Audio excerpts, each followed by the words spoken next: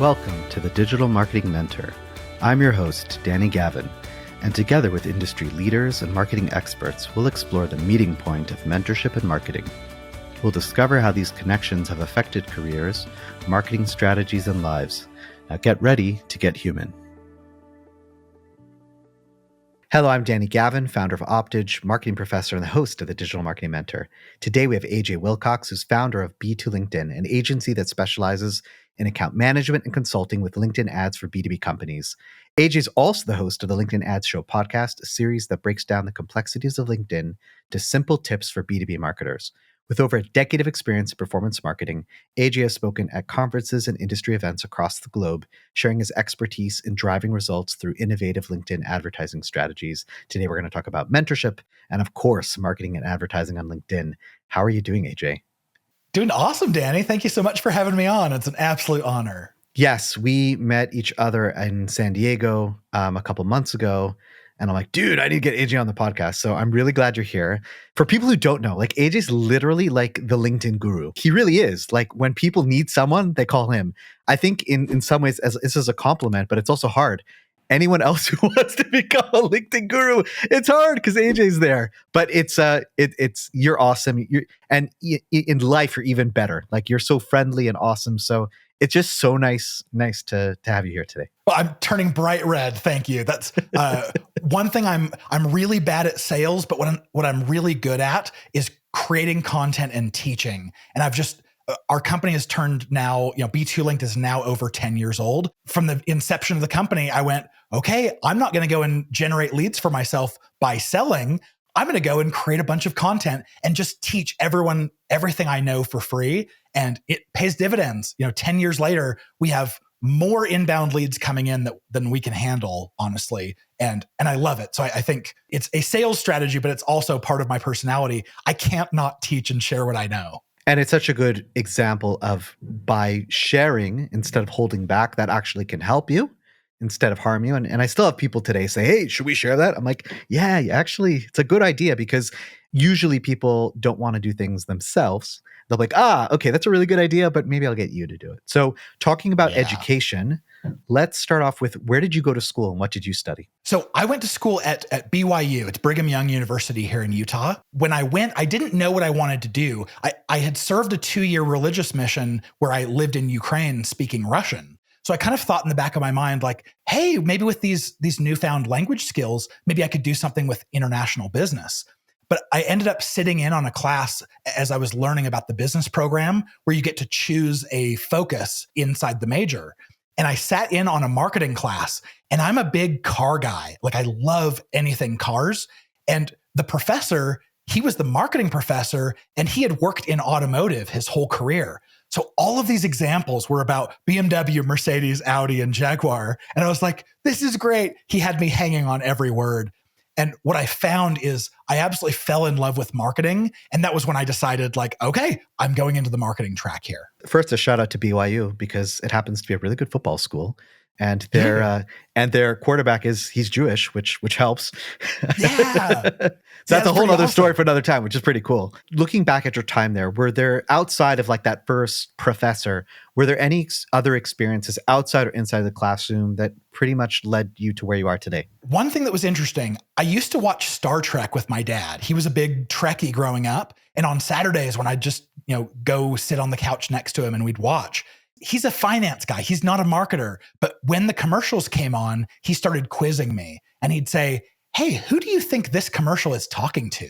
Who do you think their audience is? And what sort of action do you think that they want them to do? Is it just to remember this? Is it they want them to go and find him at the store and purchase?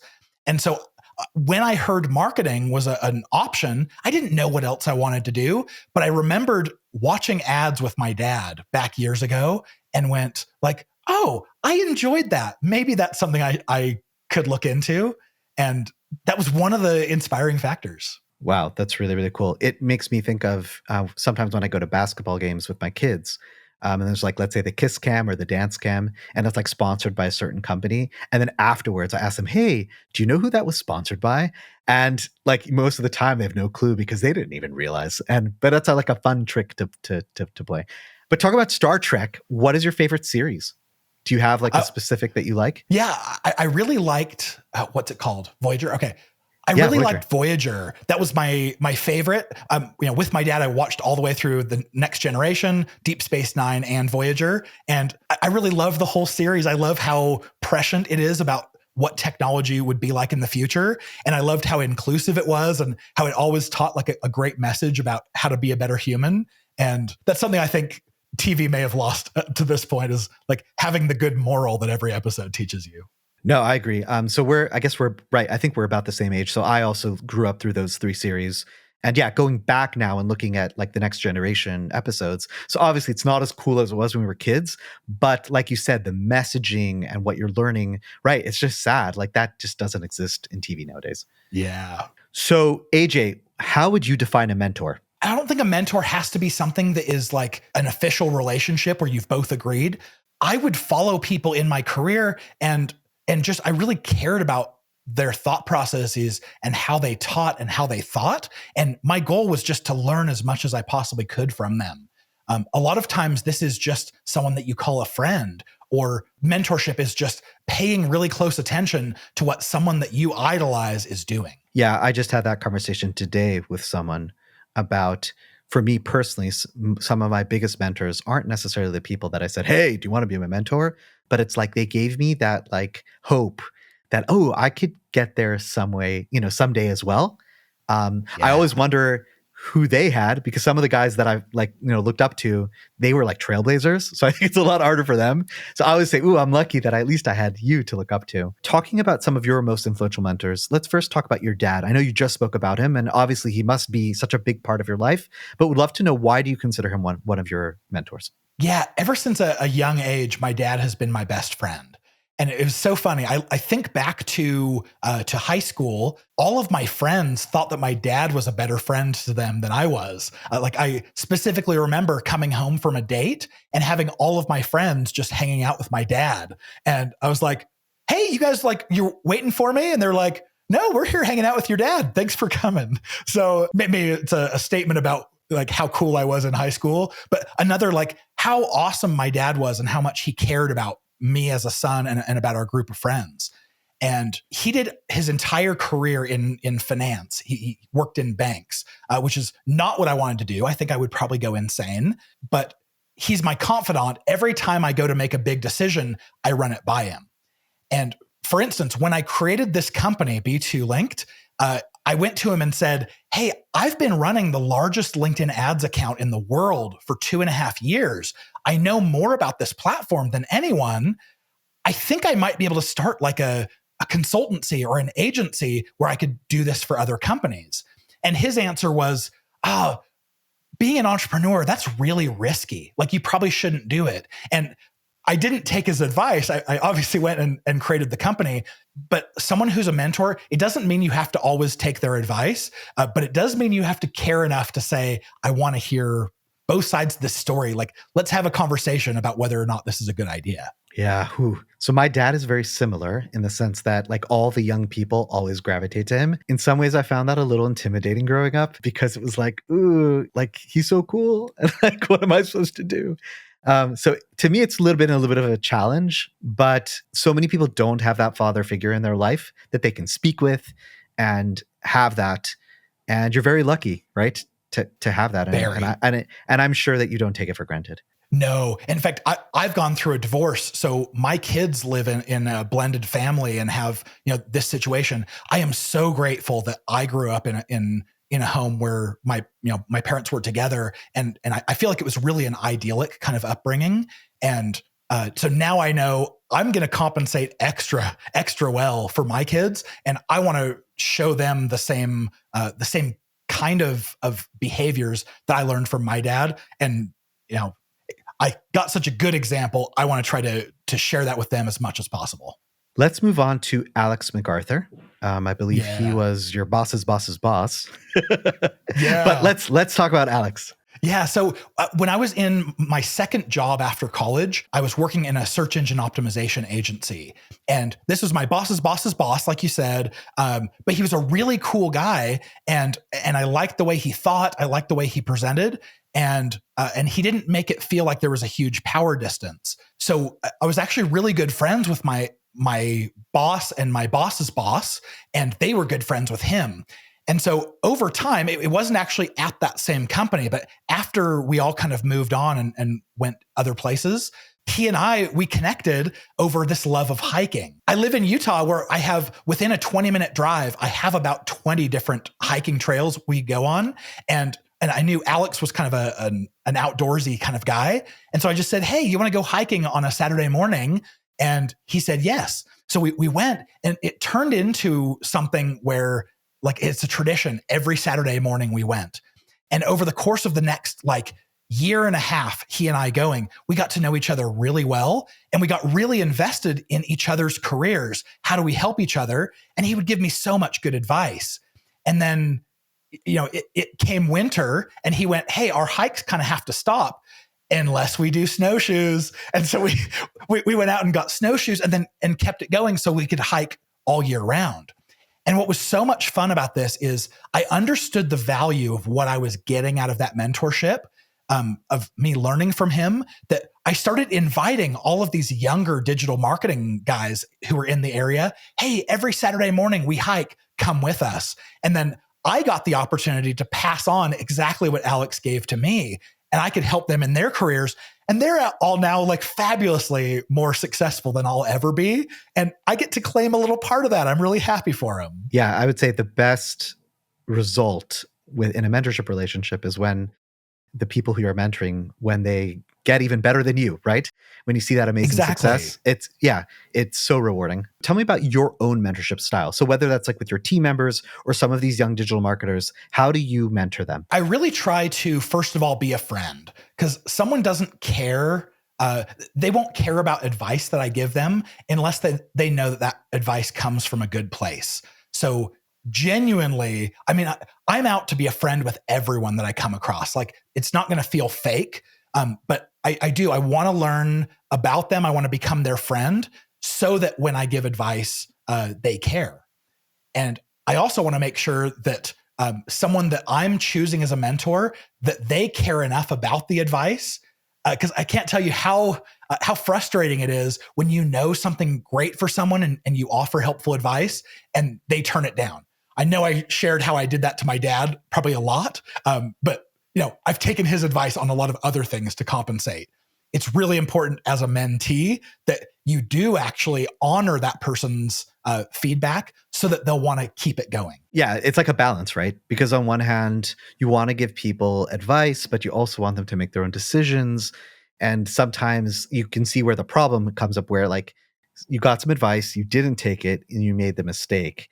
And then you come back to them and be like, ooh, I should have listened to you. So I think being as the mentor, you kind of have to be patient, right?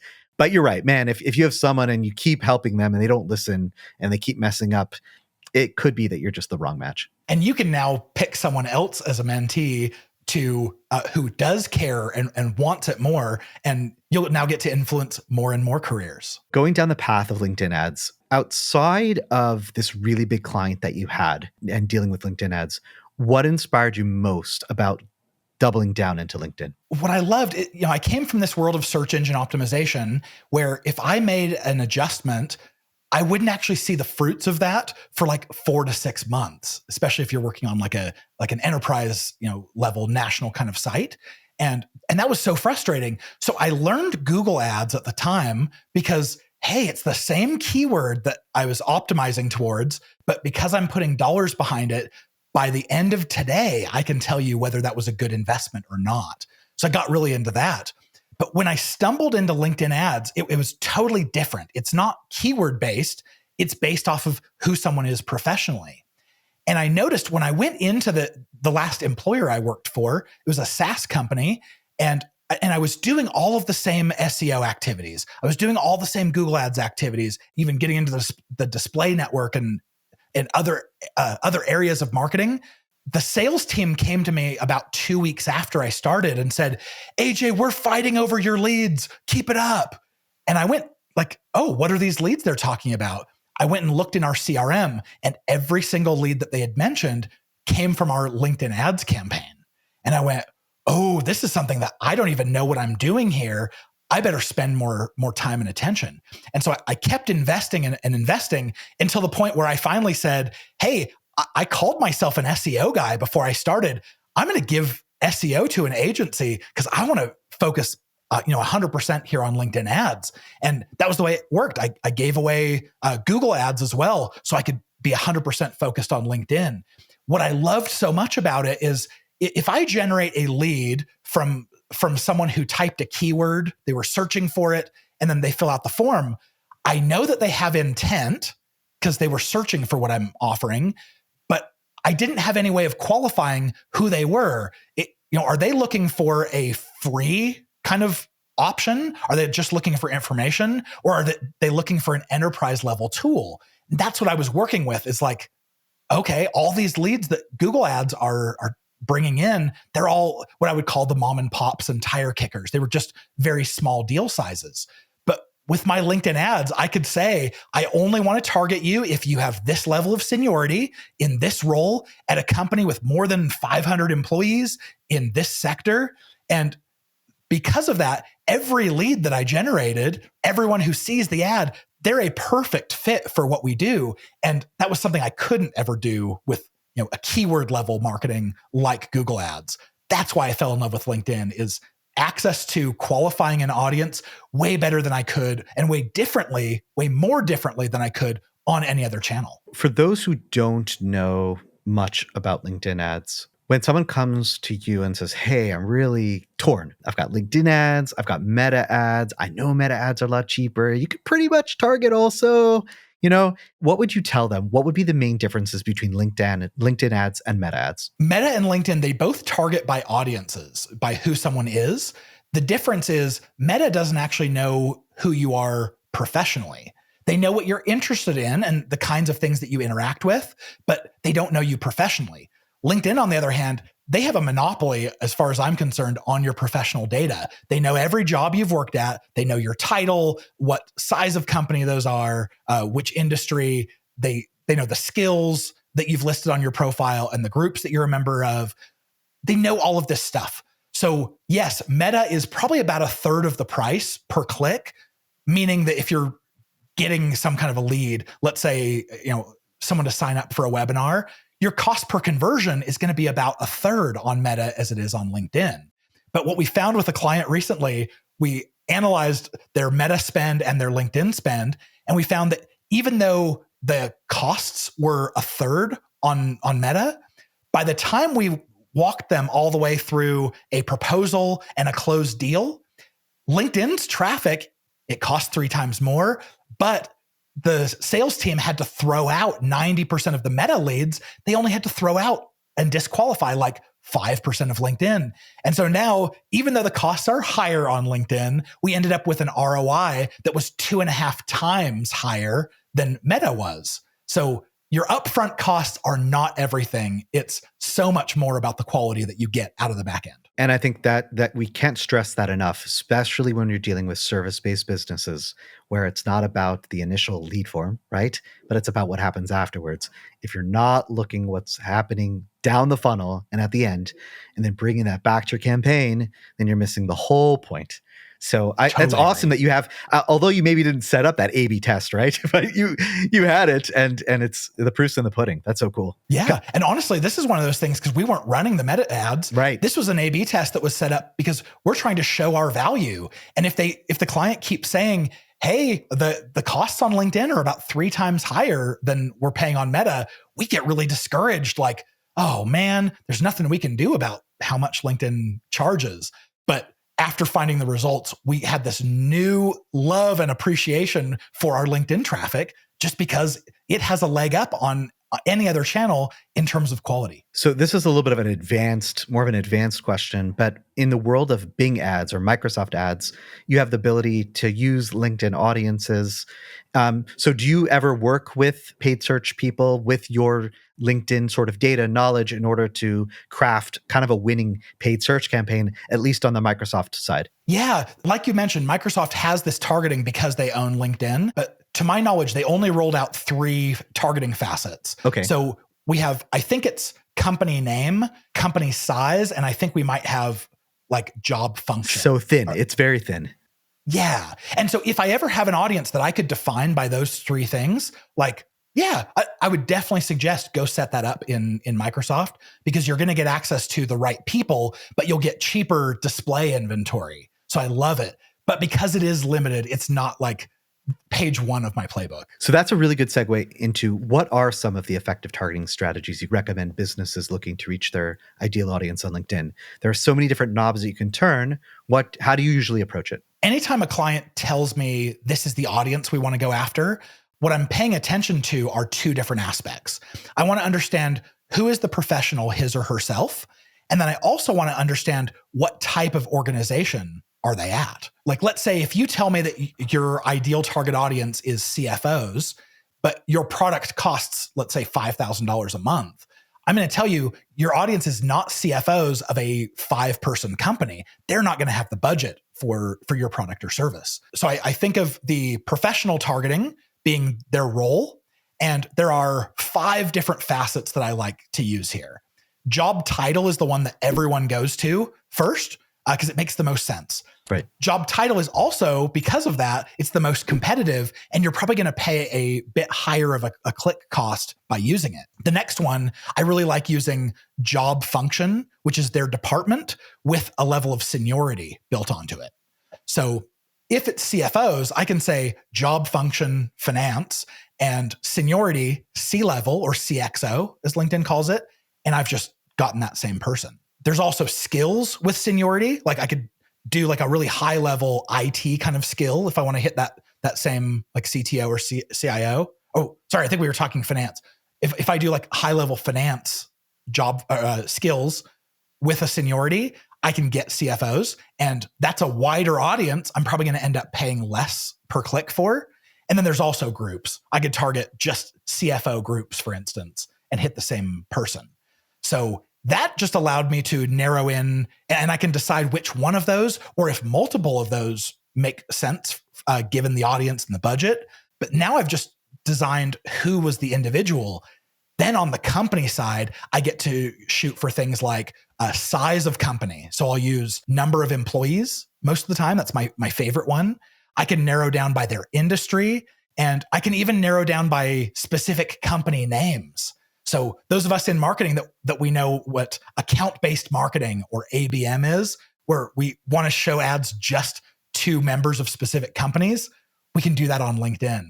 And by combining those two aspects, the professional and the type of organization they work at, now you've got a really solid target that you just can't get on any other way. Yeah, it's bulletproof. Yeah. So what metrics should marketers focus on when measuring their success with LinkedIn advertising? This one's difficult because I think most new advertisers, they say, hey, here's this audience of ideal people that would make great customers for us. Let's show them ads that say, hop on a free demo, talk to my sales rep. And what we know is someone who does not know, like, and trust your organization already, they are not ready to talk to your sales department. It's like proposing marriage on the very first date. You might be a great marriage candidate, but you're going to scare them away by asking too much too soon. So what I do is I break my accounts into a 3-stage funnel strategy. And at the top of the funnel, I call this my stage 1. Here, I just want to get their attention. I want to make some sort of an impact on them. And the very best way I've found to do this is with very personal kinds of content where I'm sharing a tip, a trick, a strategy, an industry update that you might be interested in. And I'm not asking for anything in return. I'm just giving value. Then once you've interacted there, then I can show you something that's a little bit deeper, a little bit more engaging. And then when you've engaged there, now I'm like, okay, you've had at least 2 strong interactions with our brand. Now I've more or less earned the right to ask you for, like, hey, you look ready. Like, do you want to talk to someone in sales? So I have very different metrics that I care about in all 3 stages of the funnel. At the top, what I care about is I want really high engagement rates to show me that people that I'm showing the ads to, they care. If they're videos, let's say it's a 20 to 40 second video where I'm giving a tip, I want to see a cost per 50% view and a 50% view rate and a completion rate that all tell me people stuck around. They cared about what I had to say. If it's, let's say, a document ad, I want to see that people are engaging, they're thumbing through the document, that they got 25, 50% of the way through. If it's a single image ad, I care about my click-through rate and my engagement rate. I can compare those to LinkedIn's benchmark of like 0.5% would be a LinkedIn benchmark average. So about 0.5%. If my click-through rate or engagement rate are significantly higher than that, then I go, okay, I'm providing value. Then at the bottom of the funnel, I care more about what's my cost per conversion, my conversion rate, my click-through rates and engagement rates there as well. So it just depends on how far someone is through the funnel where I start to care about the different metrics that they might be interacting with. So I got two questions. So number one would be, when you're presenting this to the client, obviously you're throwing in soft metrics, which makes sense at the top and mid funnel, but maybe they're used to being like, everything needs to show direct ROI. What would you see the breakdown is? People that you have to like educate them, or they like already know that this is the deal? I would say the vast majority of advertisers that we talk to need to be educated. So I tell them this on the very first discovery call of working together. That's like hey, by the way, going right for the kill does not work 95% of the time. And this is the strategy that you're going to want to follow.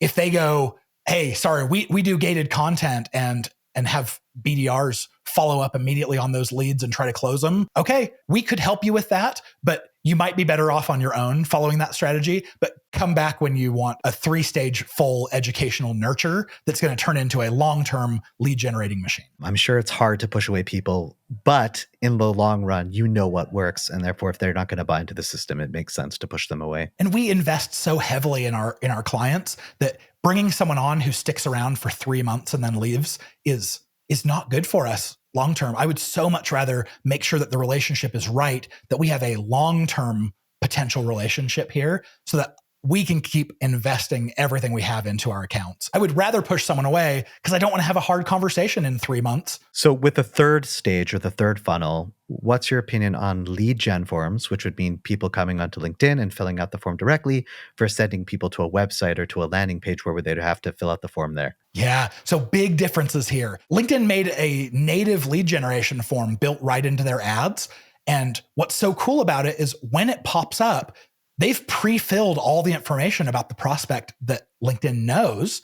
And so especially if someone's on a mobile device, which 80% of the people on LinkedIn are, it's so easy. You don't have to type in your email address for the 50th time that day with your big thumbs. It's so easy to hit that form and submit. But there's no integration with a calendar. If your goal is to get someone on a call with sales, I've found that if you use these lead gen forms, you have a really high conversion rate up front, which is great, but then you need to get them to take the next step and convert again, which is schedule a time on this sales rep's calendar. So what I've found is actually, if I send them to a landing page form first, there's a little bit more friction here. First of all, the page is going to take a little bit longer to load. And we know some people are very impatient when they click on an ad. If they bounce before the page fully loads, then they're gone. You paid for the click, but they never ended up seeing anything. To combat this, I would highly suggest any sort of improvement you can make on your landing page load time is totally worth the investment there. Now you have a form on your website. We know it's going to not have as high a conversion rate because it's not auto-filled. That kind of sucks. But at the same time, when traffic is on my website versus staying on LinkedIn, it is worth so much more to me. And I appreciate it because when someone's on the website, they could click around to the About Us. They could read more about our products. If it's the same cost per click either way, I would prefer them being on my website. And then, the extra nail in the coffin here for me is I can build a scheduler app right into the lead form. So if someone is saying, yes, I want to meet with someone, in the same form, they can choose the date and time and send it out. So it's only one conversion rather than the lead gen form would be asking for 2. So controversial opinion, because if you look at cost per lead, you're going to say, oh, the lead forms are a third of the cost or maybe even less. But I actually get a lower cost per meeting booked and lower cost per meeting shown, like show up, using my own landing page forms rather than LinkedIn's lead forms. Take those into account and see. I think both are a good option, but if you want meetings, I'd go your own landing page forms. It's tough, but Everything that you're saying makes so much sense. To me, it's just like you actually have to sell it to the client, right? Yeah. But obviously you do a great job doing that, so it's fine. But it does. It makes so much sense. And that's the idea. Like, I think everything in life is like a long, short path and then a short, long path, right? And that is, if you take the shortcut, in the end, it's going to be long. Something might seem long, right? It might be a 3-stage funnel and you're sending them to the website. But the bottom line is that's the short path, because you are going to get the right people at the end of that. So I love it. That's right. I'm sure you have a million of these, but what are some of your like top common mistakes that you see businesses making with LinkedIn ads? How can people avoid them in the future? It's really cool. I do a lot of audits on accounts, and there are 5 mistakes in targeting that I see. I have not yet audited an account that didn't make at least one of these mistakes. So the first is the geographic targeting that you choose. LinkedIn defaults to something called recent or permanent location. And I always switch that to be just permanent location, because recent location, if I'm targeting the US, it's going to capture people who fit the criteria otherwise, who are visiting during the summer from Europe or from Asia. And so all of a sudden, like, clients in the summer will start saying, hey, why are we getting leads from the Philippines? It's like, well, they visited, and LinkedIn calls recent 6 months. So they could have visited up to 6 months ago, which is kind of crazy. So set your geographic targeting to permanent and you get rid of that. The next one is, after you set your targeting, as you scroll down, there's a little box that LinkedIn auto checks called Enable Audience Expansion. We'll put it this way. You already pay a premium to advertise on LinkedIn because we want to reach very specific professionals. Leaving that box checked just enables LinkedIn to throw other audiences that you haven't defined in there. It's never a good idea. Always uncheck that box. Then as you keep scrolling, you get down to placements, and LinkedIn will auto-select a placement called the LinkedIn Audience Network, which sounds great in theory of, hey, I want to target my LinkedIn people, but everywhere around the web and on different apps. But what we find is very low quality traffic coming from there, and surprisingly a lot of bot traffic. LinkedIn tries really hard not to charge you for the visits that they can tell are bots, but they can't catch everyone. And aside from that, like, it'll spend 95% of your budget on the audience network that's lower quality, and it steals all the budget from your just LinkedIn traffic, which we know is super high quality. So I uncheck that to begin with. Then finally, you get down to the bidding and budgeting section, and LinkedIn is very generous with themselves. They select the option that makes them the most money. That's maximum delivery bidding. We find that when someone uses max delivery bidding, they're usually going to pay between $20 to $40 per click on each one of their ads, which is insane. The average that our clients are paying is like $7 to $8 per click in North America. So you can get traffic for a lot lower. So the way around that is you pick the third option. It's actually hidden. You have to click show additional options to get manual bidding. And then the manual bid that they recommend, when you choose that, they'll give you a little box that says, let us bid 50% more whenever we think that someone is a really high value kind of audience. Uncheck that, because LinkedIn thinks that 70% of their clicks are higher value than what you bid. So you'll just end up paying more. Then they'll give you this range where they say, we suggest that you bid $27, and other people like you are bidding $20 to $90 per click, which is absolutely insane. Ignore all of that. Put a low number like $7 or $8 in here, because the very worst thing that can happen as you launch this campaign, if you're not bidding enough for LinkedIn to see it being worthwhile to actually show your ads, they just won't show enough of them to spend your budget. So in every 2-3 business days, you can go in and just incrementally raise that bid until all of a sudden you start spending what you actually want to spend. And if you follow that, you're not paying too much, and you're paying just enough that LinkedIn sees it to be worth their while to spend your entire budget during the day. It's like finding the same, we should use a car example, right? But 2 cars that are exactly the same, but one just has this fancy logo on it. And because of that, you're going to be paying so much more. Same sort of concept. Exactly. Have you ever used LinkedIn advertising for B2C? Yeah, there's quite a few B2C uses that LinkedIn ads actually shines for. Okay. And they may not be the ones that we think about. Recruiting is technically a B2C activity. True. But as you know, LinkedIn kind of was built as a job platform. Right. So it still rules for that. Also, higher ed is a B2C activity as well, like an MBA program looking for candidates. Those both are really big on LinkedIn. But we also see that the larger automotive manufacturers are advertising on LinkedIn. You can go into the ads library and you can see what Mercedes and BMW and Jaguar are all showing on LinkedIn ads. I even saw McDonald's advertising on LinkedIn. I have no idea why. That seems crazy. Someone had an extra bit of budget for their end of year, but I got hit with a McDonald's ad. Wild. Yeah, and I've seen it for some higher end, like jewelry type of companies as well, which is really interesting. So obviously we see B2C advertising, but have you seen campaigns that have worked well? I don't know if you've run any specifically.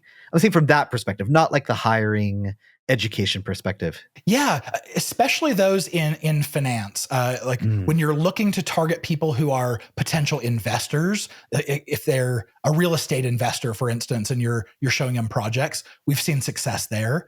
We've even seen securities. Like we advertised a new stock. I don't know what to call it.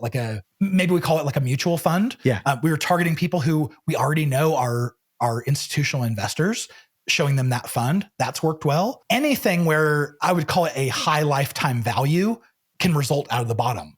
So something like jewelry, yeah, you get someone to buy a $20,000 or get someone to buy something or partner with something that ends up bringing them lots more opportunities. We've actually done this for products where we'll target the buyer teams at the larger supermarkets of hey, here's this product, and it gets the product in front of them to where they're much more likely to respond when someone reaches out and says, hey, do you want to carry this product? So we do see some of this, but I will honestly say 95% of the advertising we do on LinkedIn is B2B, but there are uses for what I would call, like you said, high-end B2C. That's fair. And with recruiting, obviously you can go through LinkedIn's platform to do a job posting. You're mentioning that also typical pure LinkedIn ads, you can use that for recruiting as well. And it would be a good idea. I actually like using LinkedIn's marketing platform for recruiting more than I like using their recruiting platform.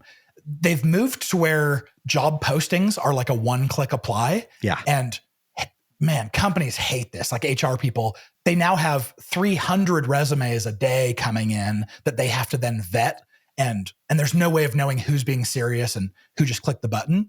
But if I'm using the marketing side, I can put an ad together that says, hey, look how awesome this job is. This is about our culture. And this is why we're interested in you.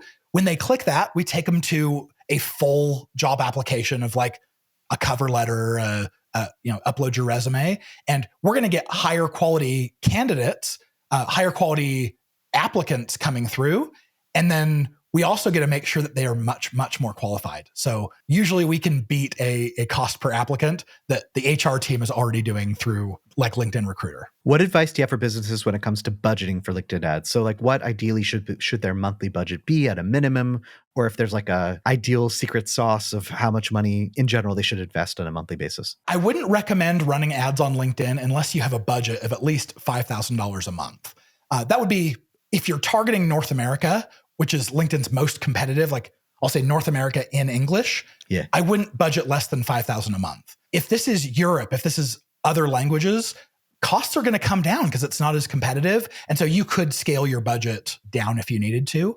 But I would say it's usually around that $5,000 per month, where by the end of the month, you can look and see yes, I see signs of life. This appears to be working, or it sucks and something needs to change.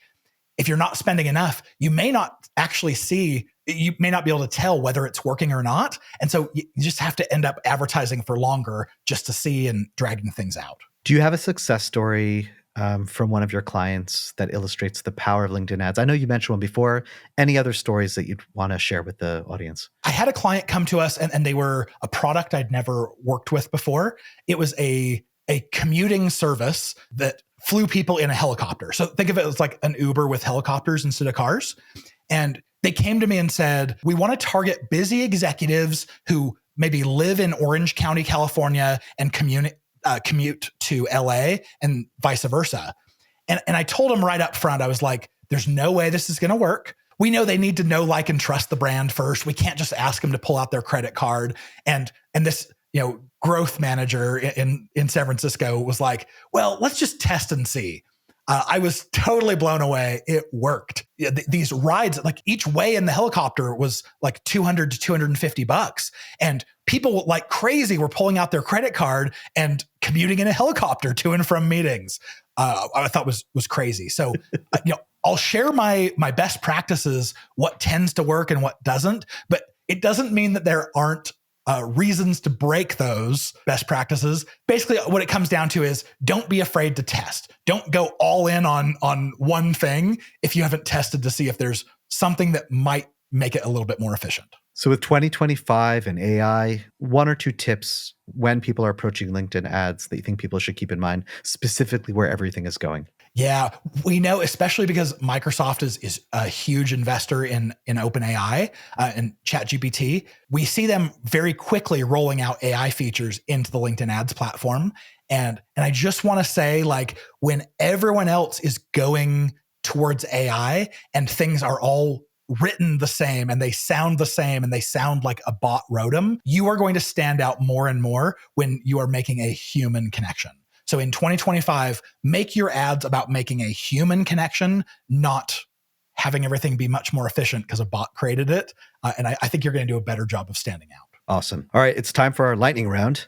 I'm going to mention a topic and I want you to tell me what you think about or your best of that item. Number 1, cars. Aston Martins are my absolute favorite brand. Super fast and performant, but they look like sex on wheels. Gorgeous. Are you a James Bond fan? I am, probably because of Aston Martin. Yeah. Cool. Love it. All right. Music. I love the piano. I love drums, guitar, bass, all of these things I'll play with in my free time. No one's ever going to pay to hear me play because I suck at them, but my brain just loves music and understanding how to replicate the sounds that I've heard. Well, I'm a guitarist and love to jam. So hopefully next time I'm in Utah, we can jam. Please do. That'd be great. Cool. Robotics and programming. I absolutely love robotics. I'm not good at it, but I figured out a while back that you could have a little microprocessor telling a strand of lights what to do. And I've been fascinated by the last few years at Christmas, I'll drive my kids around and we'll find people who do light shows on their houses, where you drive up, you tune your radio to a station that they say, and then you get to see the lights all bounce to the music. My goal for this next year is to do that myself. So I've been putting the pieces together and understanding the programming. I'm trying to hold myself accountable. This year, I'll have at least a small display up. And I want to understand how this works from soup to nuts. So AJ, where can listeners learn more about you and your business? You're obviously into podcasts if you're listening to this. So tune in to the LinkedIn Ads Show. Every episode, I go really deep into some area or topic on LinkedIn ads. But follow me on LinkedIn. And in fact, reach out to me, like customize the note on LinkedIn for the connection and say, you heard me on Danny's show. And I would love to be connected to you. If you don't customize, I get a lot of invitations and I don't accept them unless I know what they are. Also, our website, b2linked.com. If you want to check out anything that we do, consider reaching out and doing a discovery call with me. I'd love to talk to you about your LinkedIn ads. Awesome. Well, AJ, thank you so much for being a guest on the Digital Marketing Mentor. This was so awesome. So many cool points and details. Thank you for being a guest on the Digital Marketing Mentor. And thank you, listeners, for tuning into Digital Marketing Mentor. We'll speak with you next time. Thank you for listening to the Digital Marketing Mentor podcast. Be sure to check us out online at thedmmentor.com and at the DM Mentor on Instagram. And don't forget to subscribe on Apple Podcasts, Spotify, or wherever you listen to your podcasts for more marketing mentor magic. See you next time.